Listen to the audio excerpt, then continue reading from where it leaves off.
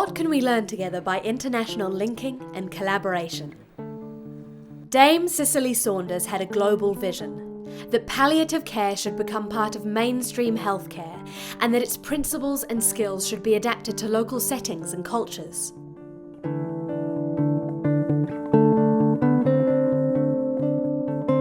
Hospice and palliative care has now developed in 136 countries, but only 66 of these have some form of children's palliative care.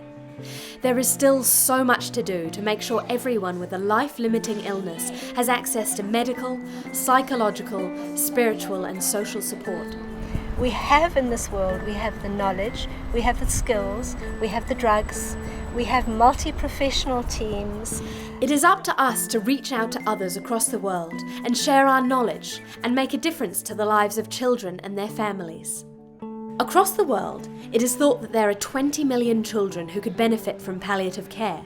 Unfortunately, despite palliative care being an essential human right, only a very small minority of these children will have access to the care they need. Unlike children in the UK, many children around the world have no alternative but to suffer unnecessary pain and isolation.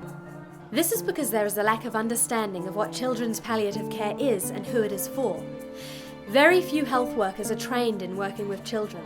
Crucially, across the world, there is fear and taboo in acknowledging illness and death in children, both by families and also by health professionals. It doesn't matter where they are in the world, all children have the same palliative care needs. Even when resources are limited, good quality hospice and palliative care for children can be provided. It may look different, but the end result is the same, improving quality of life and relieving suffering. Ultimately, we are all working to let children be children as much as possible. We need to do more. We have a responsibility to come together and share our knowledge. Hospice and palliative care staff and volunteers across the world are using the resources available to them to deliver good quality hospice and palliative care, often in very innovative ways. For instance, in some countries in Africa, nurses can prescribe morphine. In India, local women who work as health educators and activists in rural communities have been trained in palliative care to educate and support local families. They also actively create community awareness and demand for palliative care services. Children with life-limiting illnesses in India and Malawi have formed empowerment groups and are directly influencing the design of the services they receive.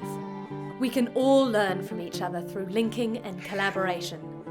By reaching out and understanding, we might challenge our own assumptions, feel re-energized and motivated, and view challenges and opportunities with a fresh pair of eyes. There is so much to share, and so many ways to reach out today. If you're just starting out, you might start by researching a country or service that interests you, developing a personal link with someone overseas, potentially initiating an online exchange between staff. If you already have some international linking under your belt, you may consider inviting international visitors to be a guest speaker at a staff meeting, offering a clinical placement to someone from another hospice or team, or holding a World Hospice and Palliative Care Day event to support international palliative care.